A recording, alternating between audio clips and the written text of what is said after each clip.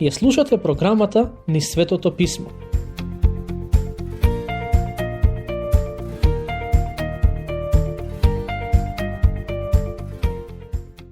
Минатиот пат читавме за начинот на кој израелците беа ослободени од робството во Египет.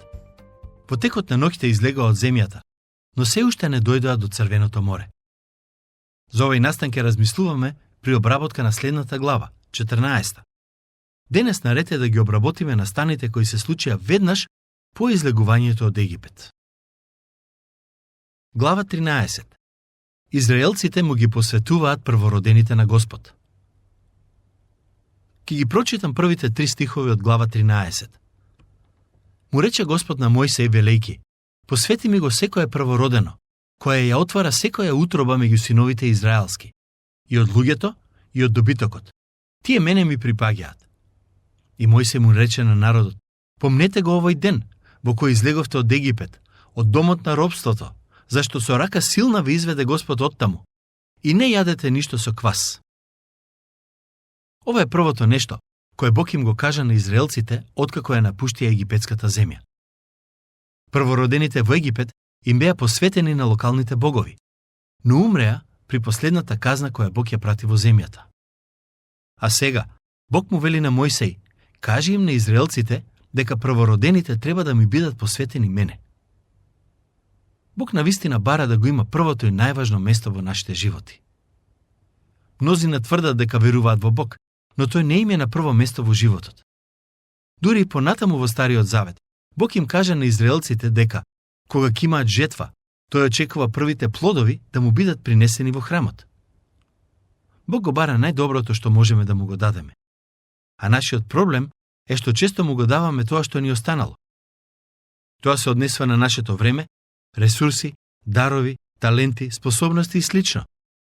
Причината зошто го правиме тоа е бидејќи Бог не ни е на приоритетно место. И наместо главниот оброк, ние му ги даваме трошките и остатоците. И што е уште потрагично, не гледаме ништо лошо во тоа. Пред многу години слушнав пример кој многу добро го опишува принципот за кој зборувам. Имено, еден евангелизатор се сретнал во воз со Вилијам Вригли, човекот чии гуми за џвакање беа многу популарни во Америка. Додека патувале, двајцата разговарале за верата и за давањето финансии и средства во црквата. Вилијам Вригли рекол: години наназад го практикувам овој принцип во врска со моите финансии. 10% од се што добивам го давам на Господ, но не зборувам за последните 10% кои ќе ми останат од сите пари. Туку прво давам 10% на Господ, а потоа трошам пари на други работи. Навистина е интересно како Бог го благослови неговиот бизнис и долги години беше многу успешен. Да не ме разберете погрешно, не велам дека секој кој дава 10% ќе има успешен бизнис, но сакам да кажам дека Бог ги благословува оние кои му се послушни. Ако го ставиме Бог на прво место во се што правиме во животот, сигурен сум дека ќе ја видиме неговата рака како действува во и преку нас. Само што излега од Египет, Бог им кажа на израелците дека првородените во семејствата и добитокот му припаѓаат нему.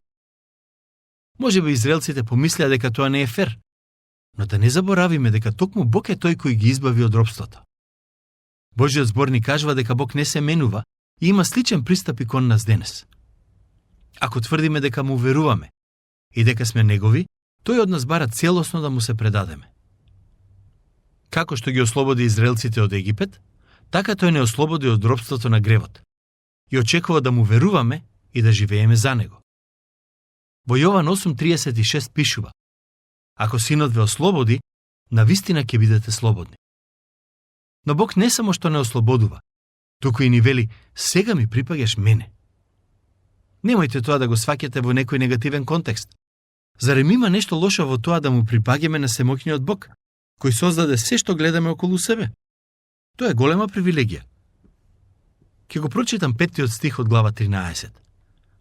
Затоа, кога Господ ќе те воведе во земјата на хананците, хитијците, аморејците, евејците и јевусијците, за кои им се заколнал на татковците твои дека ќе ти ја даде, земјата во која тече мед и млеко, тога служија оваа служба во овој месец.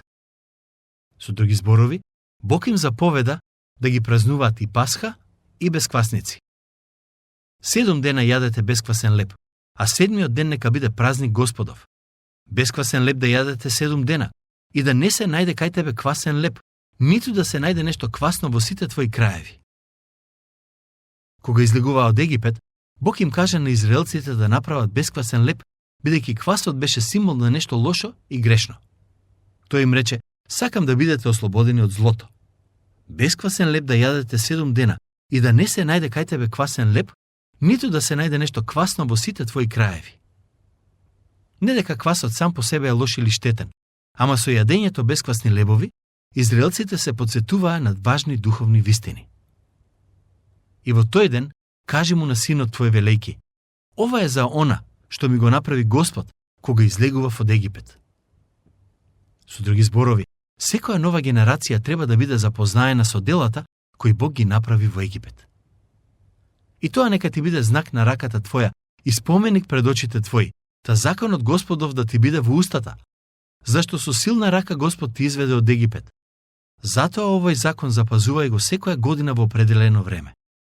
А кога ќе те воведе Господ во земјата хананска, како што ти се закол на тебе и на твоите татковци, и ќе ти ја предаде, на Господ ќе му го одделуваш секоја првородена од машки пол, што отвара утроба, и секоја првородена од стадата или добитокот што го имаш, а е од машки род, посвети му го на Господ.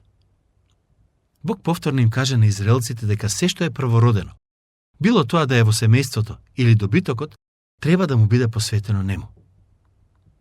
А секоја првородено магаре замени го со јагне. Ако пак не го замениш, откупи го. И секој првороденче од човекот меѓу синовите твои, откупувај го. Со оглед на тоа што првородените му припаѓаат на Бог, израелците имаа можност да ги откупат со сребро. Следните неколку стихови се навистина интересни, бидејќи Бог им кажува на израелците како да го објаснат овој принцип пред своите деца. А кога ќе те запраша синот твој тогаш и ти рече: што е тоа? Кажи му: зашто со силна рака Господ не изведе од Египет, од домот на робството. Зашто? Кога фараонот беше упорен да не пушти, го уби Господ секој првороден во земјата египетска, од првенет човечки до првородено во добитокот. Затоа му принесувам на Господ како жртва секое машко, кое отвара утроба, а секој првороден меѓу синовите мои го откупувам. И тоа нека ти биде знак на раката твоја, и наместо завој над очите твои, бидејќи со силна рака Господ не изведе од Египет.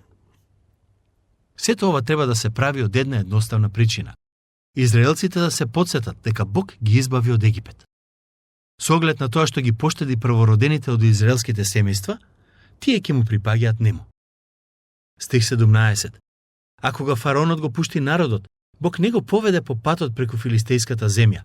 Иако е пократок, зашто Бог рече, за да не би да се покае народот кога ќе види војна, па да се врати во Египет.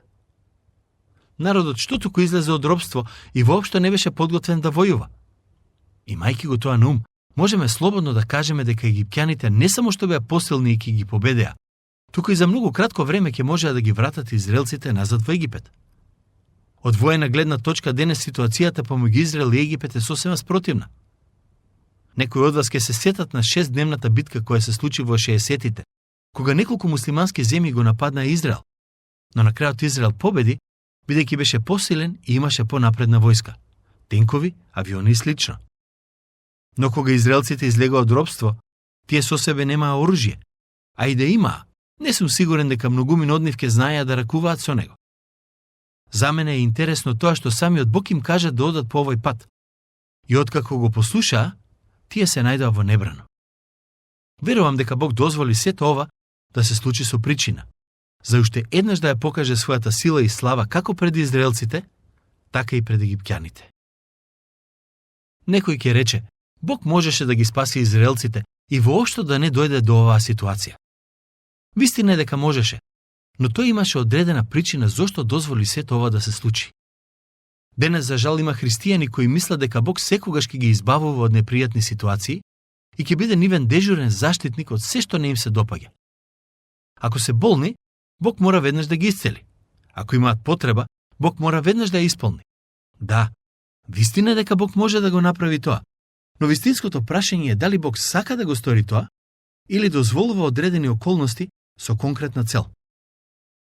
Например, Бог можеше да ги води израелците низ филистејската земја, но тоа исто така значеше влегување во војна. Каде и да одеа израелците, мораа да се соочат со народ кој од воена гледна точка е понапреден од нив. Бог дозволи народот да се најде притиснат од две страни, за да може тој повторно и на чудесен начин да објави својата сила. Бог го прави тоа често и во нашите животи.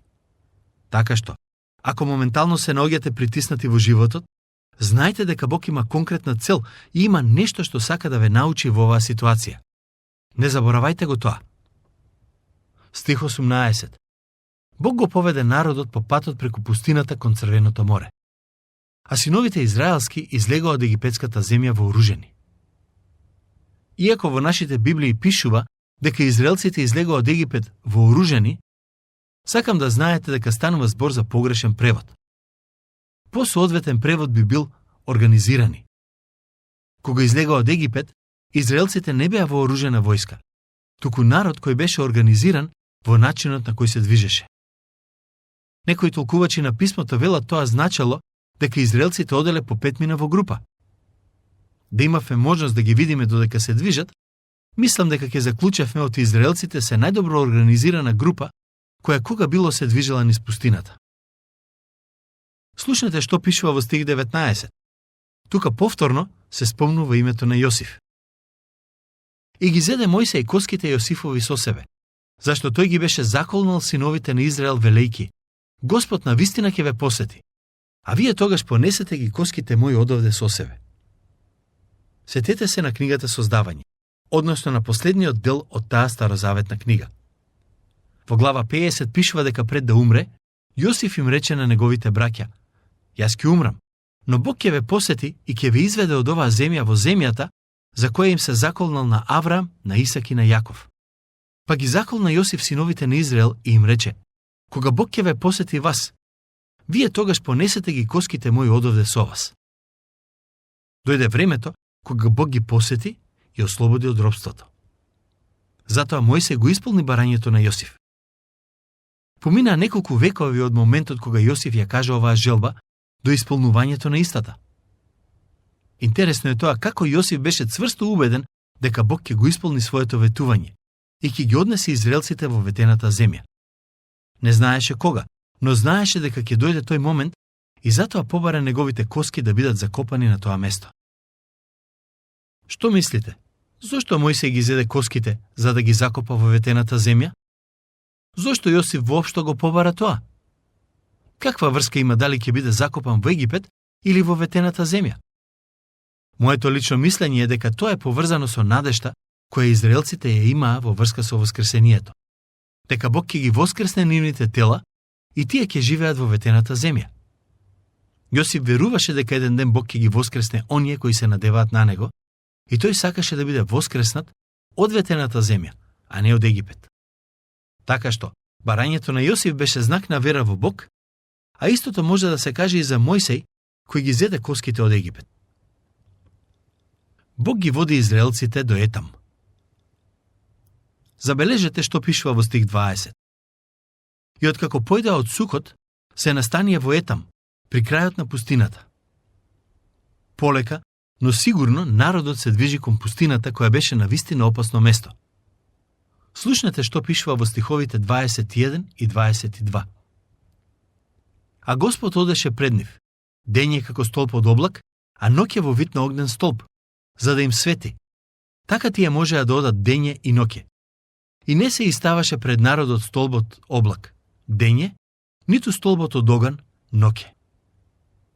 Сигурно не им беше лесно на израелците, што току излега од Египет, местото каде што се родија и пораснаа, и одеднаш се најдоа во пустината, на сосема непознато место за нив. Но немаше потреба да бидат загрижени, бидејќи Бог најде начин како да ги води. Преку столб од облак и столб од оган. Таа генерација на израелци доживеа нешто што ниту една друга група луѓе го нема доживеано. Дење и ноќе ја гледаа Божјата слава. Ниту еден друг народ ја немал привилегијата да го гледа Бог на таков начин. Навистина е штета што иако ги видеа сите Божји дела и чуда, сепак подоцна се побунија против Бог и помислија дека тој нема добри намери и планови за нивните животи. Црквата не може да го гледа Божјото присуство на ист начин. Знам дека постојат христијани кои велат дека имале визии и некакви виденија, но сметам дека треба да бидеме многу внимателни во однос на тие изјави. Бог е присутен во црквата, но неговото присуство е поинакво од тоа што израелците го искусија веднаш што излегоа од Египет. Како што во Стариот Завет Бог се откри во столб од облак и оган, така во Новиот Завет се откри преку отелотворувањето. Така што, секој кој верува во него, го има присуството на неговиот свет дух во себе.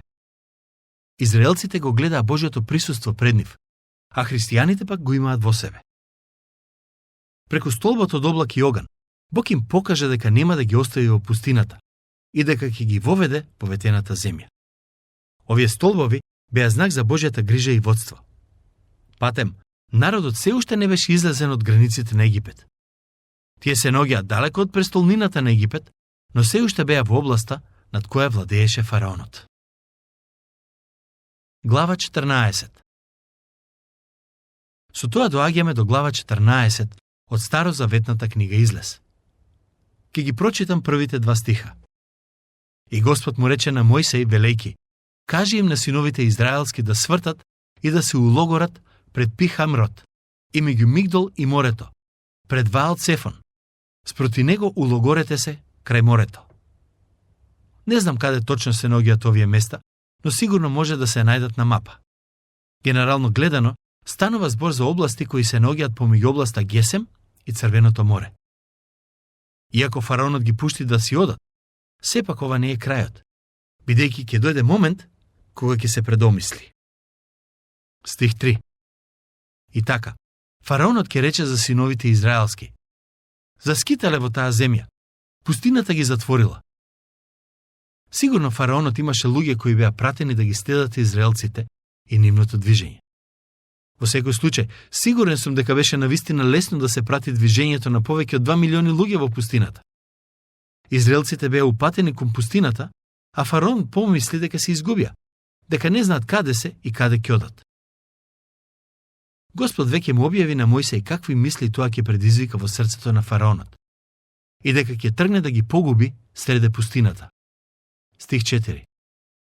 А јас ќе направам да се ожесточи срцето на фараонот и тој да појде во потера по нив. Но јас ќе се прославам над фараонот и над сета негова војска, и египтјаните ќе познаат дека јас сум Господ. Тие така и направија. Може би мислите дека после сите казни кои се случија во Египет, фараонот ќе се опамети и нема да се противи на Божјиот народ. Но очигледно е дека се што се случи не беше доволно за да се понизи. Слушнете што пишува во следните стихови. А кога му соопштија на египетскиот цар дека народот избегал, се измени срцето на фараонот и слугите негови спрема народот, па рекоа: што направивме? Па ги пуштивме синовите израелски да не ни работат повеќе? Ја впрегна фараонот колата своја и сиот народ го поведе со себе. Зеде 600 коли по избор и колку што уште имаше египетски коли со нивните началници. Египтјаните одбраа 600 коли со вооружени војници кои тргнаа против израелците и имаа 2 цели: или да ги натераат да се вратат назад во Египет, или да ги погубат во пустината. А Господ направи да се ожесточи срцето на фараонот царот египетски и тргна во потера по синовите израелски. Но синовите на Израел врвеа под силна рака. И се впуштија по нив египтјаните, и сите коњи фараонови со колите, и коњаниците, и сета војска негова, и ги најдоа крај морето, во близина на Пихахирот, спроти Ваал-Цефон. А кога наближи фараонот, се обзрнаа синовите израелски, и што ќе видат? Ете, египтјаните идат по нив. И синовите израелски се уплашија многу, па извикаа кон Господ. Мислам дека тука треба да завршиме со денешното проучување. Израелците излегоа од Египет и се најдоа пред Црвеното море, а зад нив беше фараонот со неговата војска. Не знаеа што да прават и каде да одат. Што ќе се случи следно? Предпоставувам дека сакате да знаете. Ако е така, придружете ни се во следното наше проучување. Дотогаш, Бог нека ве благослови.